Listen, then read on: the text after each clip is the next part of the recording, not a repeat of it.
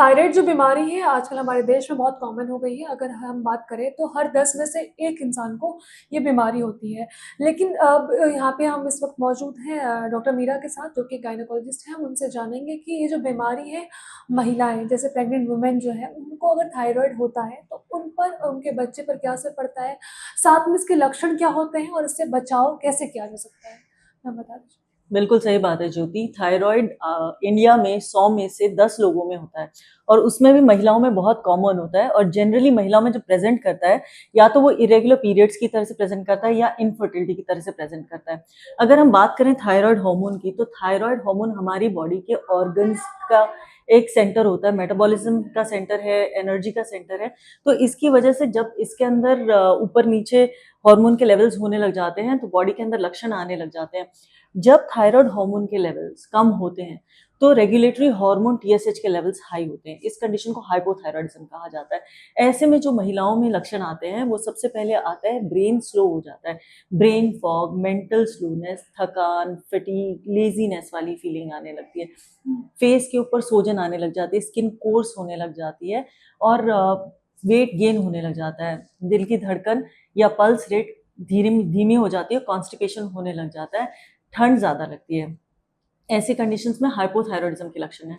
जब वही thyroid hormone के लेवल्स हाई हो जाते हैं, टीएसएच के लेवल्स लो हो जाते हैं, तो ऐसे कंडीशन को हाइपरथायरॉयडिज्म कहा जाता है। और ऐसे में जो सिम्टम्स आते हैं वो है एंजाइटी, इरिटेबिलिटी, नींद कम आना, आंखें थोड़ी बल्जिंग होने लग जाती हैं, स्किन थोड़ा वेट और क्लैमी लगने लग जाती है, पसीने ज़्यादा आते हैं, हाथों में ट्रेमर्स आने लग जाते हैं, धड़कन तेज महसूस होती है और लूज मोशंस की कंप्लेंट होने लग जाती है। दोनों कंडीशंस में इरेगुलर पीरियड्स होना और इनफर्टिलिटी होना आम बात होती है। अगर हम बात करें तो महिलाओं में जैसे प्रेग्नेंट वुमेन में काफ़ी आपने बताया कि ये दिक्कत हो सकती है, तो उसके जो इम्पैक्ट है, क्या लॉन्ग टर्म इफ़ेक्ट पड़ता है इसका? थोड़ा बता दीजिए। और कैसे महिलाओं को ध्यान रखना है? मतलब अगर किसी को थायराइड है, तो वो कैसे अपने आप को ध्यान रखे? बिल्कुल सही बात है। अगर हम कॉम्प्लिकेशंस की बात करें तो प्रेगनेंसी के वक्त जो कॉम्प्लिकेशंस होती हैं वो सबसे पहले ये होता है कि इनफर्टिलिटी यानी कंसीव करने में दिक्कत आती है।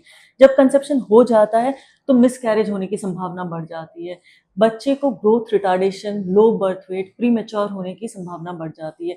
स्पेशली हाइपोथायराइडिज्म में एक स्पेशल बात ये होती है कि अगर हाइपोथायराइडिज्म अनट्रीटेड रह जाता है तो बच्चे के ब्रेन के डेवलपमेंट पे असर पड़ती है, बच्चे की मेंटल स्लोइंग होने की संभावना बढ़ जाती है। ऐसे के अंदर ज़रूरी है, माँ के अंदर जो कॉम्प्लिकेशंस होती हैं वो है अनीमिया होने की संभावना बढ़ जाती है, हाई ब्लड प्रेशर होने की संभावना बढ़ जाती है। ऐसे में ज़रूरी है कि थायराइड के टेस्ट, अगर सिम्टम्स लगते हैं तो थायराइड के टेस्ट समय पे कराए जाएँ। हर 4 से 6 हफ्ते में थायराइड टेस्ट रिपीट कराए जाते हैं और अकॉर्डिंगली थायराइड की मेडिसिन को टाइट्रेट कराया जाता है। जिस चीज़ का बहुत ध्यान रखना चाहिए वो ये है कि थायराइड की दवाइयों को अपनी मर्ज़ी से बंद या घटाएँ या बढ़ाएँ नहीं। डॉक्टर की सलाह के बाद ही थायराइड की मेडिसिन को चेंज करें और अपने नियमित रूप से टेस्ट कराते रहें, नियमित रूप से दवाई लेते रहें ताकि जच्चा और बच्चा दोनों सुरक्षित रह सकें। Thank you so much ma'am. जैसे आज वर्ल्ड थायराइड डे था, तो आपकी जो भी आपने जो टिप्स बताई हैं, लोग उसको फ़ॉलो करेंगे और सिर्फ़ माँ ही नहीं, बच्चे को भी वो सुरक्षित करेंगे। मैं इस वक्त नॉट ज्योति की हमारा जा आपके राज्य की खबरें, आपके शहर की खबरें सबसे पहले जानने के लिए देखते रहें अमर उजाला।